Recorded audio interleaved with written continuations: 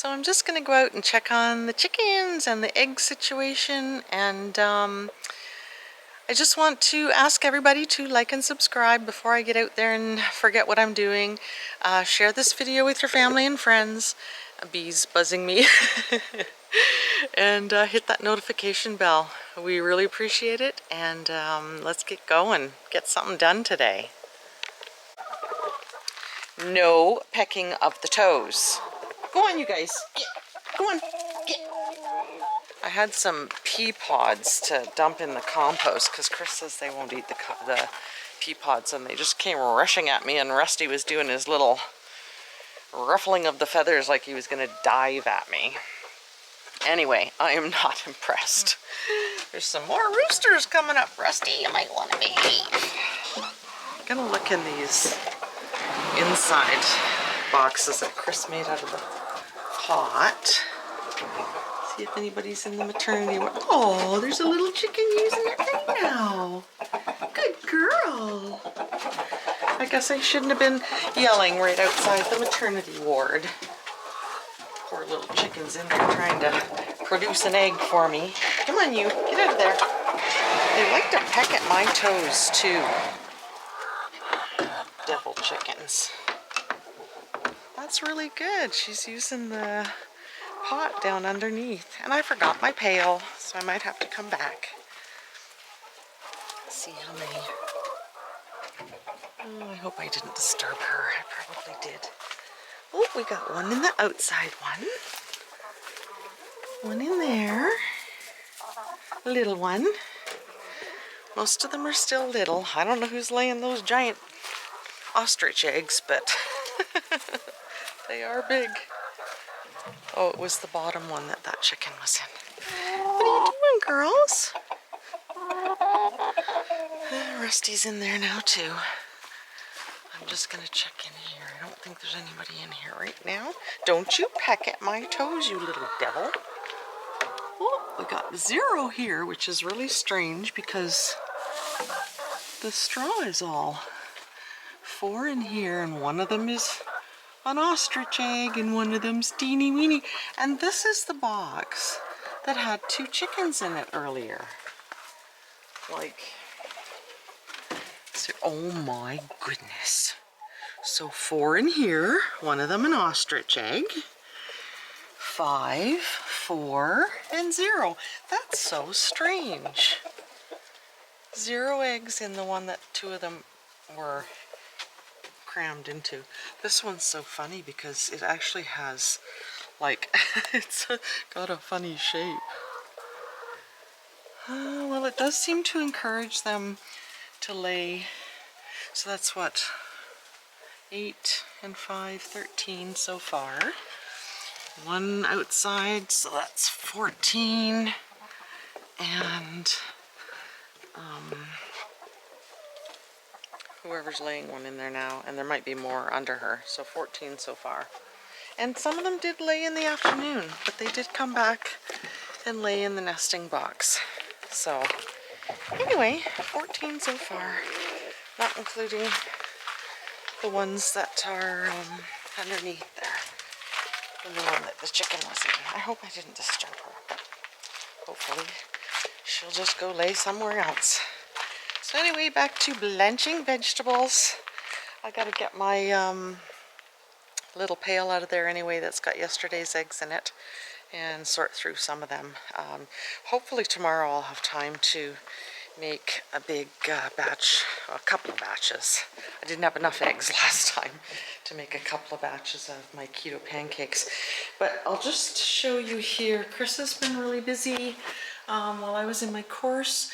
He's put this, again, he's cut the wood, shape of the sea can. He got the steel screwed onto here. What he did, he had the opening cut open, and he ended up cutting it, I'll just show you from the outside.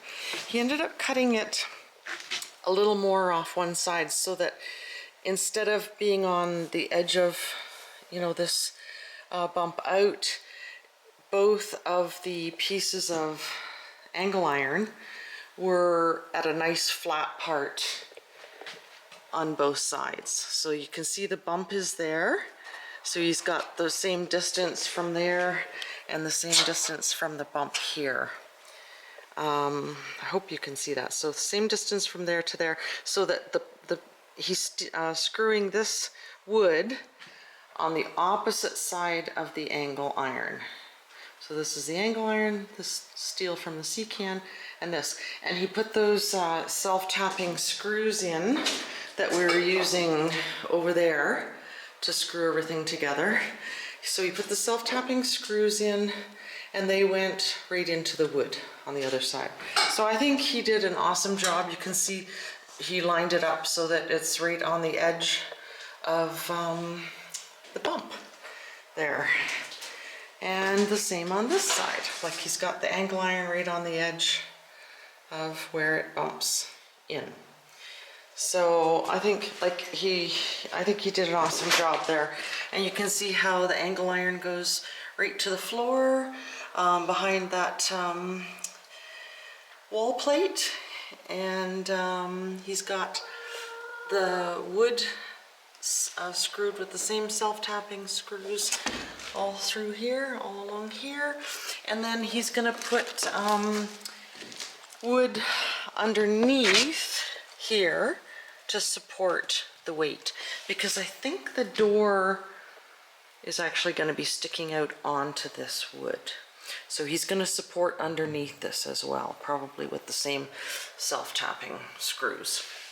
So hopefully I explained that well enough. You know, he explains it to me, but I use a lot of really technical terms like the thingy and the doohickey and that steel thing. And of course he knows what I mean, and I know what I mean, and he knows that I know what I mean. But anyway, I am gonna have to do a video of the, well, I'll probably end up loading it before you even see this one, video of the mechanical stuff that's supporting the current tiny house, the solar and the pressure tank for the well and all that kind of stuff, the well pump. And of course all that's running off solar. You know, we didn't, the one day a month or two ago, the power went out here and we didn't know. Bob and Rita let us know that the power had gone out, but we didn't know because we're on solar. So that's kind of awesome, you know. And I mean, in Ontario, we had moved there in October of 2013, December of 2013, we had the infamous ice storm, and the first thing we did, of course, was get the wood stove installed, and we were ready. And Chris was still here in Alberta, finishing up some stuff, and I unpacked everything myself, built the shelves, got everything organized, had the hanging candles, lanterns, everything in place. Of course, not knowing there was going to be an ice storm, but you know, we got as much firewood as we could ready for the winter when he got there. And so when the ice storm hit, you know, everybody's whining and crying about losing their food. It's like, seriously, put your food outside. I am so sarcastic, you're gonna see that too. But yes, seriously, if there's an ice storm, put your food outside if the fridge goes out, or the freezer. Really. My goodness. Talk about over-reliant on the system and the grid. But you know, everybody's freezing, everybody's cold, blah, blah, blah. And this one person wrote a story for the local paper about how, you know, like a blow-by-blow every hour of the temperature in the house, and the kids are getting whiny and they're cold. And I should have written my own blow-by-blow of how, okay, now it's 27 degrees Celsius inside, we need to open a window because it's so hot in here. And I have pictures of me roasting a chicken in one pot and potatoes with fresh rosemary in the other pot, and I even had to put a rectangular cast iron pan upside down on the wood stove, hang it over the edge a bit to vent the pot with the chicken in it because it was burning the chicken. It was cooking too fast. So nothing, I mean, I have not got a technical mind. I do not understand anything technical, but we certainly weren't going to freeze, and we certainly weren't going to go hungry. So it was kind of a good test of being ready, but it was also a good lesson in how utterly dependent people are on the system and simply can't think for themselves. Shocking. So anyway, again, we had a power outage here and didn't even know it. So that makes me happy. That's the kind of thing that makes me really happy. So anyway, Chris has been puttering away in here. Again, getting this thing done with the angle iron was a big deal, and then he's got to get I think he's putting a top piece in, but he has to, I think he's got to get the door centered and put the header above the door, I believe, is what's missing up there. So, and then he's going to do the same thing. He's actually redrawn the lines on here. So again, he's going to cut it in a different spot, I think, so that again the angle iron is sitting on the flat part and will be easy to attach with the self-tapping screws. You see, he had one line here, and so obviously that's not going to be good for the angle iron to sit on that angle. So anyway, I heard somebody clucking in here earlier, and we were thinking we might find an egg out here too. But yeah, still haven't got this tidied up, like I said, with me doing my course this week. But pretty happy with everything here. He's got the vent there for the plumbing.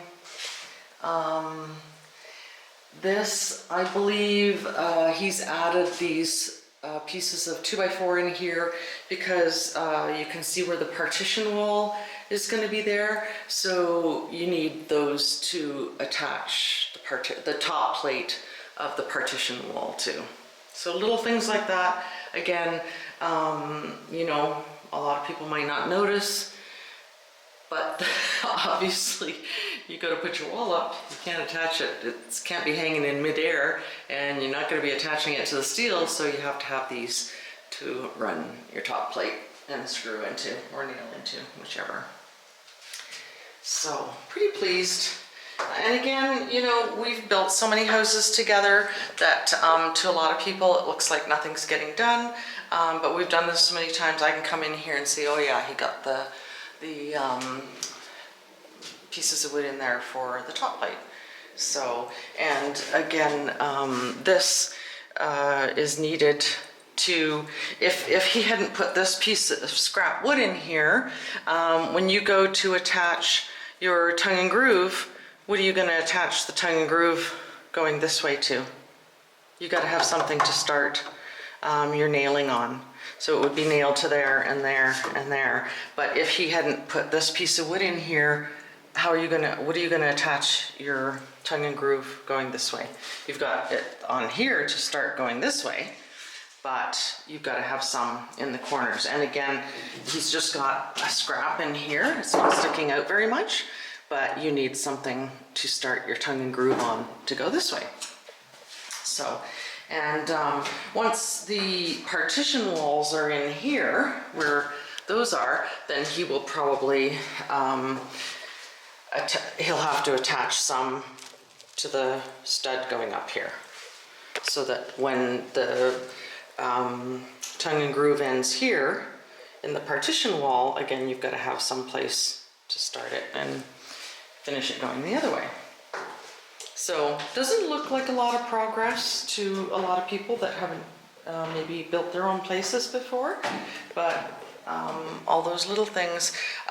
Chris has helped many friends finish basements, and I can remember one time he was there at the friend's house. I think it was a friend of our son, and the drywaller asked who framed the basement, because of course the poor guy coming behind you that has to do the next job is certainly going to notice that you've got those pieces of wood in the corners and of the partition walls as well, because they need somewhere to nail the drywall or screw the drywall into.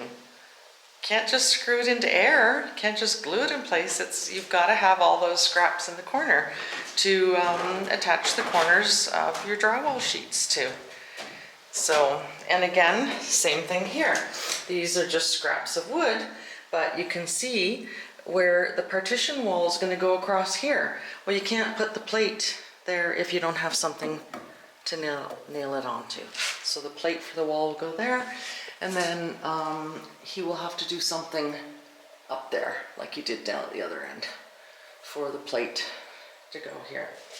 Unless, no, he's still going to need a plate. The studs might get nailed into this, but you're still going to need the plate up at the top there.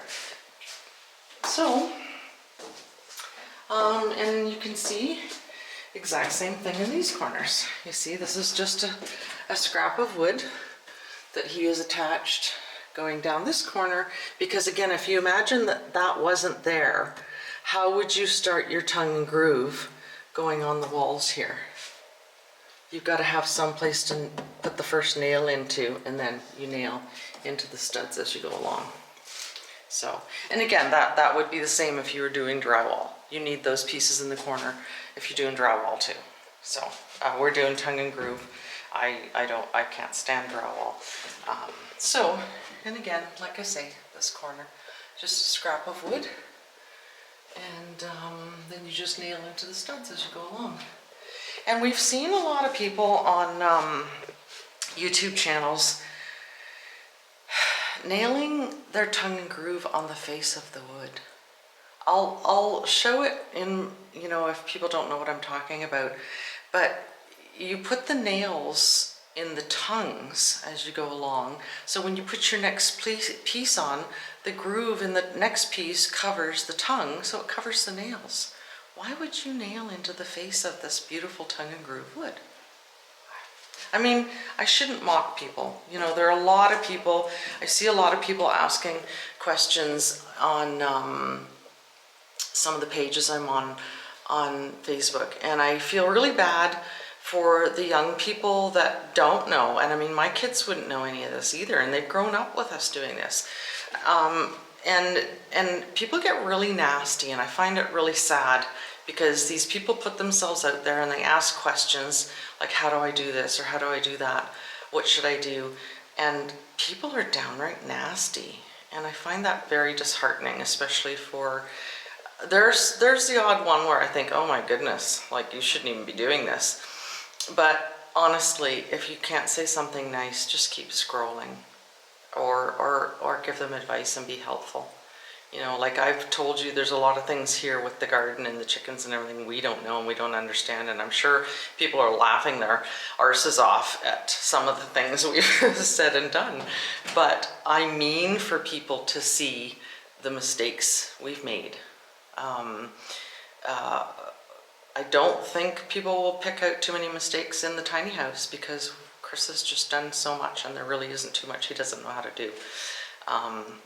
And he is not an electrician, and he is not a plumber, but I'll bet you won't find too much more plumbing or electrical that is tidier than his. So, and he's very meticulous, and he really gives a lot of thought, especially to things like this angle iron, because it's not done in conventional houses, and he hasn't done that before. We didn't do it in the first one. So again, a lot of thought put into it, and a lot of thought into not just the structure, but making it structurally sound, but to making it look aesthetically pleasing.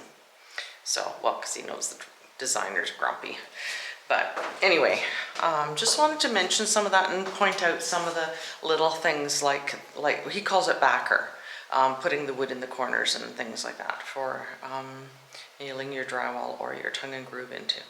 So, but don't nail your tongue and groove on the face of the wood.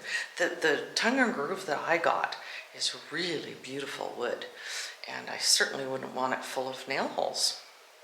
So anyway, that being said, gotta get back to work doing veggies. I thought I had the camera on, and I guess I didn't. Anyway, I am switching the eggs. This is a few days worth of eggs. And like I said, I will go through these very quickly because I'm substituting 2 eggs for 1 large egg in a recipe right now. And I'm going to take my teeny weeny little tiny egg to Bob and Rita's to show them the difference between the tiny eggs and the dinosaur eggs or ostrich eggs or whatever these are. I don't know if they're the same color. They're very close, so I don't know if it's one chicken that is laying such giant eggs, but lots of variation in color here, so lots of them are laying. So 18 yesterday. I don't know if I updated there ended up being 4 more, so 18 yesterday. The county here is trying to organize vendors for little markets at the community centers, so I don't think I'm gonna have any trouble selling these eggs, and might end up doing some baking as well. So they're really encouraging that. So I'm just going to keep this glass dish for the daily eggs so that I know how many in a certain day we've had. And now I've got some place to store my kombucha too, other than in a cooler. But I was going to take these eggs and show Bob and Rita. And it looks like it might rain again today, but we're doing all the veggies inside, so don't really care. Might heat the water to blanch them outside. So that, because we've got that big barbecue thing, or Chris does. So, anyway, gotta get back to veggies. Well, I'm gonna go collect the eggs. I don't know if there's any more than there was earlier today. But again, we have a ginormous one in here. Holy moly. Look at the size of that thing. I think that's... I wonder if there's an ostrich in here somewhere. That's a nice dark one. Little guy. That's the size that most of them are. Oh, wait a minute. There is more in here because this did not have 6 eggs in it earlier. That's for sure. I don't think I've ever had a nesting box with 6 eggs in it. And that was one of the ones that they weren't using before. So, what have I got here? 2, 4, 6, 8, 9, 10.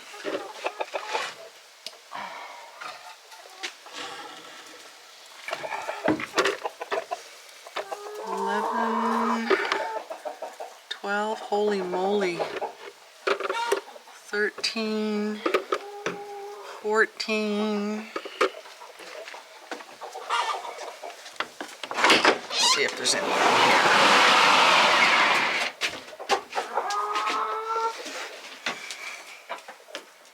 I don't see any, but I can't see into that other box. Let me just put my pail down. I don't think there's any in there. They have been burying them though, which is kind of funny. They buried one in there the other day. Oh, that's a broken one there. I think somebody... farmer in the dell needs to clean out some poop.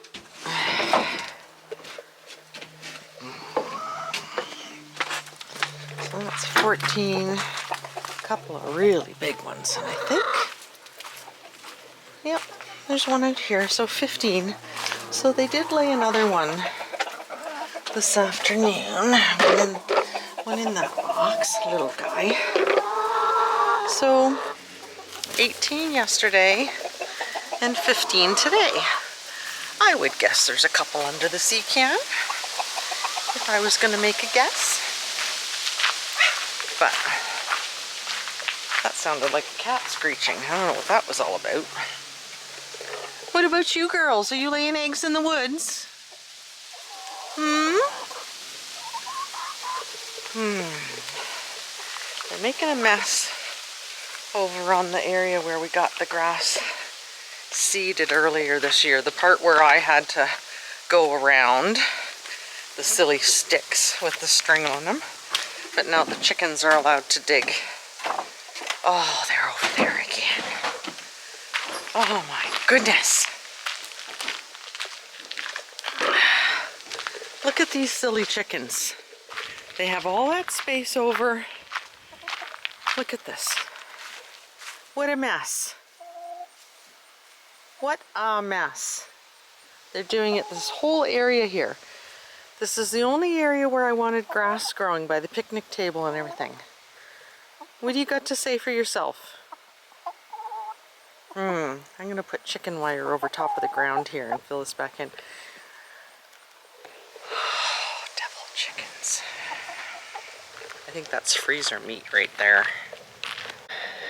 Well, it is my favorite time of day, but it's pretty chilly tonight. I don't know what temperature it says on this. 15, 16 degrees Celsius. I'm actually blanching my beans outside. We're using the turkey cooker. We also use this for scalding the chickens when we harvested them. So I'm just doing my beans. I sorted them into the biggest ones first and then the medium-sized ones. And then I'm going to do the skinny ones next because I blanched them for a different amount of time. But this thing's really handy.